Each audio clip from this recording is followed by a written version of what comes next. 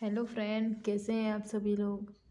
आप सभी की तैयारी कैसी चल रही है। सब लोग अपने घर पे रहिए, स्वस्थ रहिए। अगर आपको कुछ ज़रूरी हो तो ही बाहर निकलिएगा, अन्यथा अपने घर पे ही रहिएगा, क्योंकि दोबारा से फिर से वही कहर चल रहा है जैसे आपका लास्ट ईयर चल रहा था। और ये बहुत ही खतरनाक वायरस है, इससे बच के रहिए। ठीक है, जितना पॉसिबल हो उतना ही बाहर निकलिए, अन्यथा अपने घर पर रहकर तैयारी कीजिएगा। आप लोगों को घर पे भी आपकी जो भी बुक है वहाँ से कीजिएगा। नहीं कुछ समझ आ रहा है, आप लोगों को वीडियो भी पढ़ सकते हैं। इसलिए आपको अलग अलग, जब तक एक सब्जेक्ट पूरा नहीं हो जाएगा तब तक दूसरा सब्जेक्ट नहीं करा जाएगा। इसलिए आप लोगों का हिस्ट्री वाला, ठीक है, तो इसलिए आप लोगों की हिस्ट्री भी, ये जो आपका मध्यकालीन भारत है ये भी समाप्त होने वाला है, क्योंकि इससे संबंधित कुछ आपके तथ्य बाकी है। जैसे स्थापत्य कला कुछ पुस्तक हैं वे सारी बाकी है। साथ में आपके छोटे छोटे से कुछ ऐसे प्रांत हैं जिसके बारे में भी पढ़ना जरूरी है। जैसे आप लोगों का मराठा वाला था छोटा सा प्रांत, फिर उसके बाद कश्मीर वाला जो क्षेत्र है वो भी छोटा सा ही है, ज़्यादा बड़ा नहीं है। उसके बाद जैसे यहाँ पे महाराणा प्रताप के बारे में है, राणा सांगा है, इनके बारे में आपको ज़्यादा पढ़ने की ज़रूरत नहीं है, सिर्फ थोड़ा थोड़ा सा ही बहुत है। ठीक है, तो हम स्टार्ट करते हैं अपनी कौन सी शासक और इनकी स्थापत्य कला।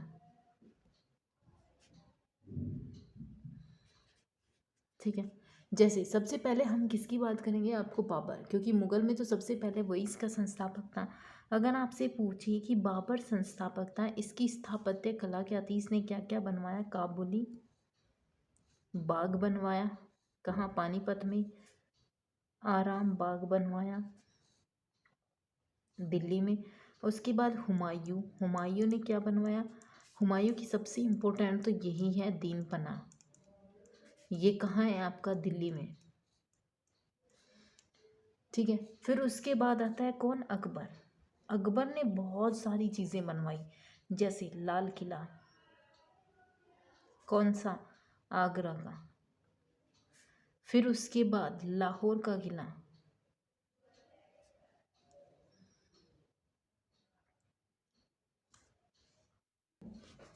ठीक है। जैसे उसके बाद कौन सी है, लाहौर का किला।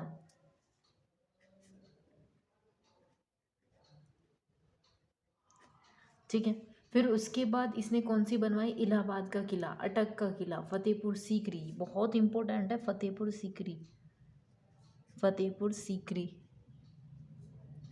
फिर दीवाने आम, दीवाने खास, इसको ऐसे ही भी याद रख सकते हैं, दीवाने आम इसी की है, दीवाने खास भी इसका है, कोसाकार इसका है। पंचमहल, बहुत बार क्वेश्चन में पूछा गया, पंचमहल, जोधाबाई का महल, बीरबल का महल, मरियम की कोठी, ये सारे इसने बनवाए, टोडरमल का महल। उसके बाद हिरण मीनार, हवा महल, ये बहुत सारी चीज़ें इसी ने बनवाई थी। ठीक है, उसके बाद हम बात करते हैं जहांगीर की। जहांगीर ने क्या बनवाया, अकबर का मकबरा, जो कि सिकंदराबाद में है, अकबर का मकबरा। इस पे कुछ बौद्ध के भी साक्ष्य मिलते हैं दरवाजे पे, और ये कहाँ है, सिकंदराबाद में। उसके बाद नूरजहां ने एतमादुल्ला और जहांगीर का मकबरा बनवाया था इसी के काल में, यानी कि इसने एतमादुल्ला और जहांगीर का मकबरा, ये दोनों किसने बनवाए, नूरजहां ने बनवाए थे। लेकिन शासक किसका चल रहा था, काल किसका चल रहा था, जहांगीर का काल। फिर उसके बाद आता है कौन, शाहजहां।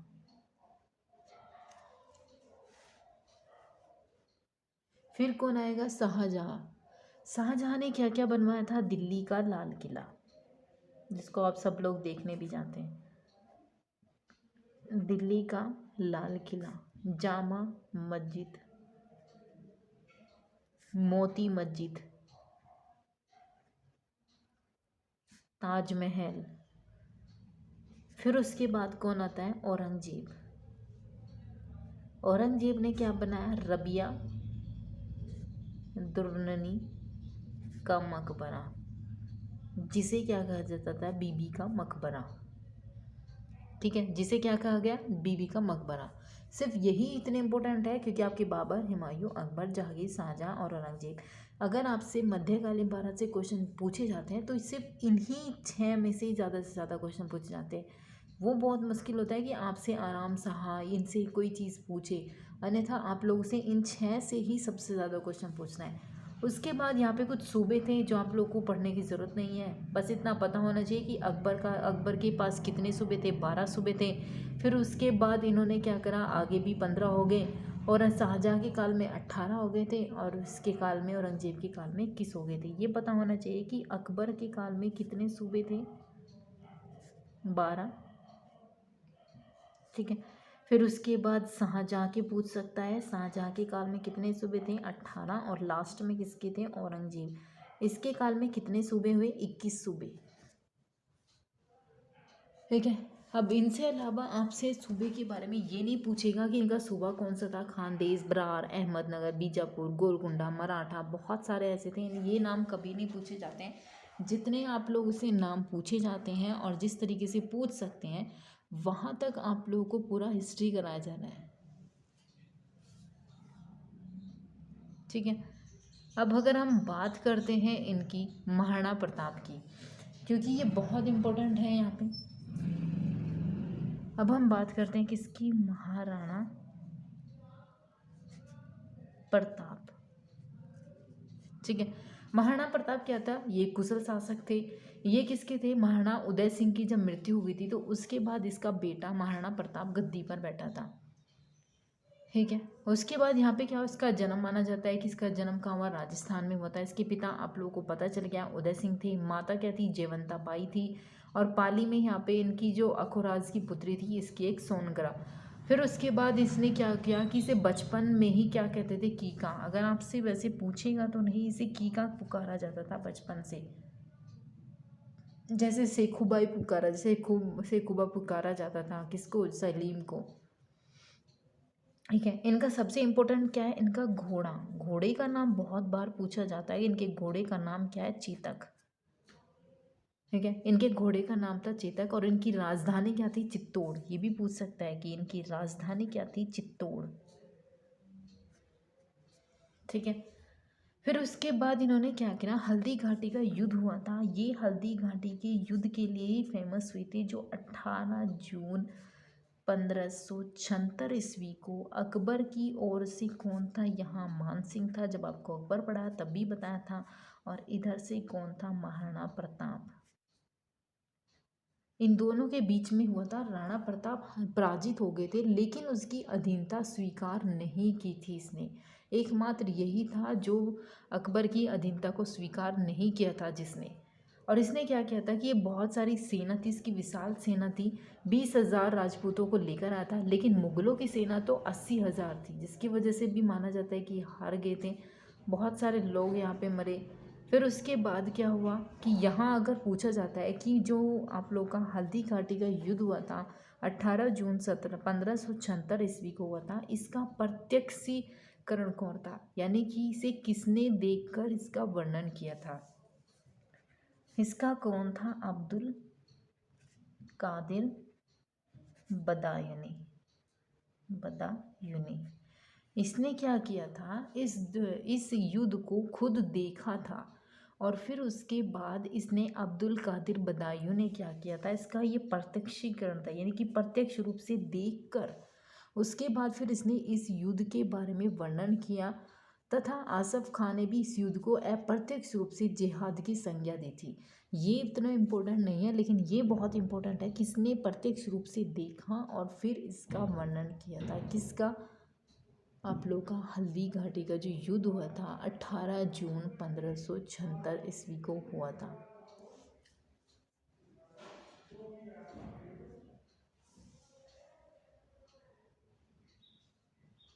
ठीक है। अब अगर हम बात करें, ये आप लोगों के लिए इम्पोर्टेंट भी नहीं है। जैसे आप लोगों को पता होना चाहिए अकबर ने दास प्रथा का अंत कब किया, 62 में। तीर्थकर कब समाप्त किया, 1563 में। जजिया कर समाप्त किया, 1564 में। ये अकबर के बारे में। यहाँ से ज़्यादा ये तो सारी चीज़ें आप लोगों को जब अकबर पढ़ाया था तब भी बताई थी। दीन इलाही 1582 में बना, इलाही संवत 83 में बना, राजधानी लाहौर लाई 1585 में। ये तो आप लोगों को सारा वहाँ पे भी मैंने आप लोगों को कराया था। फिर उसके बाद यहाँ पे कुछ इम्पोर्टेंट अधिकारी थे, ये भी आप लोगों को बता दिए गए थे साथ में। ठीक है, अब आप लोगों को कुछ बुक बताई जाएंगी। ठीक है, अब आप लोगों के लिए यहाँ पे कुछ बुक भी है। बुक कैसी है, जैसे पहली क्या है, बाबर। बाबर की कौन सी थी, तुजुक ए बाबरी। कौन सी भाषा में लिखी गई, तुर्की में। ये इसकी आत्मकथा थी। तुजुक ए बाबरी थी इसकी आत्मकथा थी, और ये बाबर की लिखी हुई थी। ठीक है, और ये क्या थी, तुर्की भाषा में लिखी गई थी। उसके बाद बात करें कौन सी, गुल बदन बेगन, इसने क्या लिखा था, हुमायूं नामा। किस भाषा में लिखा था, फारसी भाषा में। ठीक है, हुमायूं नामा किसने लिखा था, गुलबदन बेगम ने लिखा था। किस भाषा में लिखी थी, फारसी भाषा में। अब आपसे पूछेगा किसने, अबुल फजल। अबुल फजल ने क्या लिखा, अकबर नामा। ये कौन सी भाषा में था, फारसी भाषा में। अबुल फजल की एक और पुस्तक है, उसका नाम क्या है, आईने अकबरी, जो आपकी किस भाषा में लिखी गई, फारसी भाषा में। ठीक है, उसके बाद और कौन सी बुक है, उसके बाद और कोई बुक नहीं है। एक बुक बहुत इंपॉर्टेंट है जो बहुत बार पूछी भी गई है, अब्दुल हमीद लाहौरी। अब्दुल हमीद लाहौरी की कौन सी पुस्तक है, पादशाहनामा, जो किस में लिखी गई थी, फारसी भाषा में लिखी गई थी। ये भी आपकी। ठीक है, अब हम बात करेंगे आपसे सिर्फ कुछ छोटे छोटे से प्रांत है, जैसे जौनपुर, गुजरात, मालवा, इनके बारे में बात करेंगे।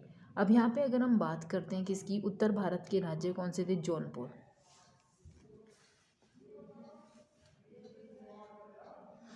ठीक है, जैसे हम बात कर रहे हैं सबसे पहले जौनपुर। जौनपुर को यहाँ पे क्या माना जाता था, शिक्षा का केंद्र माना जाता था।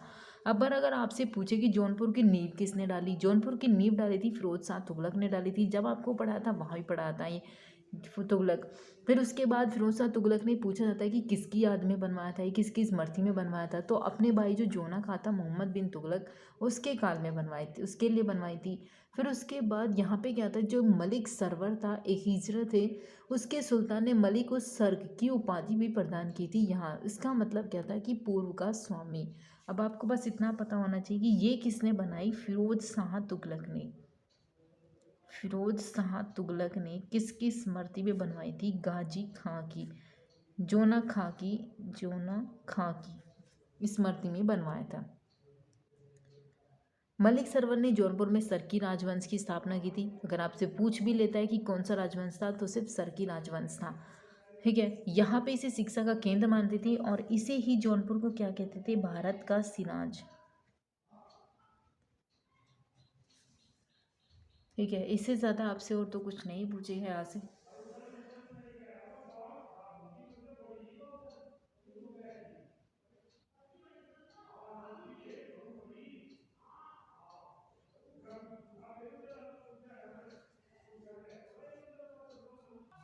ठीक है, अब हम बात करते हैं किसकी, कश्मीर की। कश्मीर में क्या था, कश्मीर की अगर हम बात करें तो कश्मीर में क्या था, कश्मीर हिंदू राज्य की स्थापना की थी किसने। अगर आपसे पूछे कि कश्मीर की स्थापना किसने की थी, सुहादेव ने की थी। लेकिन कश्मीर में सिर्फ एक ही व्यक्ति था, और जो कौन था, जजिया कर को किसने हटाया था, यहाँ पे जजिया कर भी इसने हटाया था। अगर आपसे कश्मीर के बारे में कोई भी क्वेश्चन पूछेगा तो सिर्फ इसके बारे में पूछेगा, जैन उल आबदीन। इसने क्या किया था, जजिया कर को यहाँ से हटा दिया था। जजिया कर इसने यहाँ से हटाया था यहाँ पे। और इसे ही कश्मीर का क्या कहते थे, अकबर कहा जाता था। इसे कश्मीर का अकबर कहते थे। अगर आपसे पूछे कि कश्मीर का अकबर कौन है, तो कश्मीर का अकबर था जैन उल लाबदीन, और इसी ने जजिया कर भी हटाया था यहाँ पे। ठीक है, अब उसके बाद अगर हम बात करें बंगाल की, बंगाल में कौन था, ग्यासुद्दीन तुगलक ने बंगाल को 3 भागों में विभाजित कर दिया। एक लखनौती, दूसरा सोनार गांव, और तीसरा सतगांव। अगर आपसे पूछेगा, नहीं पूछता इतना इम्पोर्टेंट बंगाल के बारे में। ठीक है। फिर उसके बाद अगर हम बात करें गुजरात के बारे में, गुजरात में आप लोगों से क्या क्वेश्चन पूछेगा, गुजरात में पूछेगा कि जफर खां, सुल्तान मुजफ्फर खां की उपाधि धारण कर गुजरात का स्वतंत्र सुल्तान बना था कौन, ये मुजफ्फर शाह, जफर खां बना था। ठीक है। अगर आपसे पूछे गुजरात का स्वतंत्र सुल्तान कौन बना था, तो था जफर खां।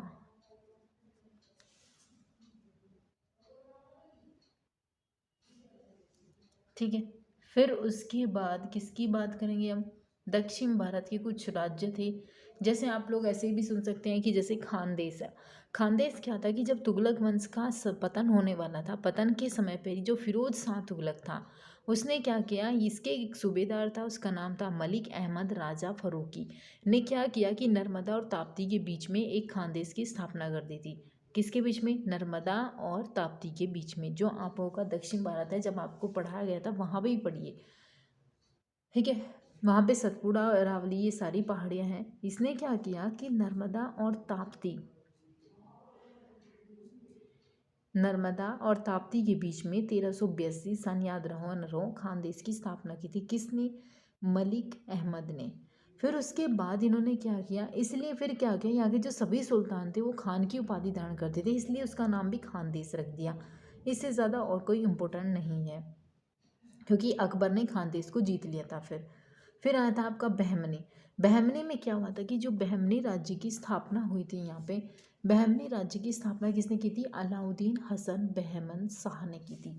ये ज़रूरी हो सकता है कि आपसे पूछ ले कि बहमनी राज्य, इसकी स्थापना किसने की थी, अलाउद्दीन हसन बहमन शाह ने की थी। ठीक है। और इसको 4 भागों में बांट दिया था, गुलबर्ग में, दौलताबाद में, बरार में और बीदर में। इसके ज़्यादा और यहाँ पे नहीं पूछता है कि ये क्या है क्या नहीं। ठीक है। और क्या पूछेगा आपसे, बीजापुर। बीजापुर भी बहुत इंपॉर्टेंट है। बीजापुर की स्थापना किसने की थी, मलिक अहमद ने। ठीक है। और इसने ही अहमदनगर की स्थापना करके उसको राजधानी बना दी थी, किसने, मलिक अहमद ने। फिर बरार आता है, बरार इंपॉर्टेंट नहीं है। गोलकुंडा भी पूछा जाता है। गोलकुंडा क्या था कि जो वारंगल था उसका पुराना नाम ही क्या था, गोलकुंडा। गोलकुंडा, इसकी स्थापना किसने की थी, कुतुब शाह ने। क्योंकि एक बार ये पूछा गया था मिलान में कि सबसे पहले आपको दे दिया था कि बीजापुर में क्या दिया था आपका, अब की अगर बीजापुर की बात करें तो बीजापुर की स्थापना किसने की थी, ये की थी आदिल शाह ने। क्योंकि अगर मलिक अहमद की बात करेगा तो मलिक अहमद ने स्थापना की थी अहमदनगर की। ठीक है। बीजापुर की स्थापना की थी आपकी आदिल शाह ने, और गोलकुंडा की स्थापना की थी आपकी कुतुब शाह ने, और इन दोनों को सूबे बनाया था किसने, औरंगजेब ने। इसीलिए उसके काल में 21 सूबे थे। और फिर उसके काल में मलिक अहमद की स्थापना किसने की थी, अहमदनगर की स्थापना की थी। ठीक है। अब ये आपके सिर्फ छोटे छोटे से ऐसे प्रांत थे जो आपके ख़त्म हो चुके हैं, समाप्त हो चुके हैं, इनसे इतने ही क्वेश्चन पूछे जाते हैं। अब आपके बाद एक थोड़े से इससे बड़े आप लोग पढ़ेंगे, जैसे आपका संगम काल। संगम काल में हरिहर था, बुक्का था, देवराय फर्स्ट था, इस तरीके से कृष्ण देव राय था, नरसिंह था। ये आप लोगों के कुछ ऐसे अच्युत, इस तरीके से आपसे कुछ क्वेश्चन पूछ सकते हैं कि जैसे आपकी विजयनगर है, फिर तलवा वंश आता है, सलवा वंश आता है, जिसमें कृष्ण देव राय बहुत इंपॉर्टेंट है, उसके बारे में आपको पढ़ना पड़ेगा बहुत ज़्यादा। क्यों, क्योंकि उसने कुछ ऐसे ही कार्य किए थे, उसकी राजधानी, उसकी कुछ उपाधियाँ, उसकी कुछ जो स्थापना की उनके बारे में। और उसके काल में कुछ अष्ट दिग्गज भी थे, यानी कि 8 तेलुगु कवि थे, और उसके बावजूद भी कृष्ण देव राय भी एक प्रसिद्ध राइटर था। ठीक है। फिर आप लोगों के इसके बाद सिर्फ एक ही टॉपिक बचेगा, वो होगा आपके कुछ आंदोलन, जैसे सूफी आंदोलन, भक्ति आंदोलन। सूफी आंदोलन में आप लोगों के चिश्ती आंदोलन से बहुत बार क्वेश्चन पूछे जाते हैं, चिश्ती आंदोलन और सूफी भक्ति आंदोलन, ये आप लोगों का सिर्फ एक बार में ही आप लोगों का करा दिया जाएगा। इसमें सगुण निगुण ये है। फिर उसके बाद आपका छोटा सा टॉपिक है, वो है आपका सिख धर्म, और फिर कुछ उसके बाद है आपके कुछ संत के बारे में आपसे पूछा जाएगा, और जो था कोई इम्पोर्टेंट नहीं है। फिर आपका लास्ट में आपके सिर्फ कुछ MCQ क्वेश्चन होंगे वो कराएंगे। और फिर जब आप लोगों का लास्ट में फिर हम कराएंगे आधुनिक भारत। आधुनिक भारत के बाद तब कराएंगे जब आपका पूरा प्राचीन भारत के MCQ क्वेश्चन, मध्यकालीन भारत के MCQ क्वेश्चन होते रहेंगे, बीच बीच में आपकी ज्योग्राफी भी होती रहेगी। तो इसलिए जो लोग नए जुड़े हैं वो सब्सक्राइब जरूर कर लीजिए, क्योंकि अब आप लोगों का सेशन बहुत सही तरीके से स्टार्ट कर दिया गया है। अब लोगों को पूरी डिटेल के साथ पढ़ाया जाता है यहाँ पे, इसलिए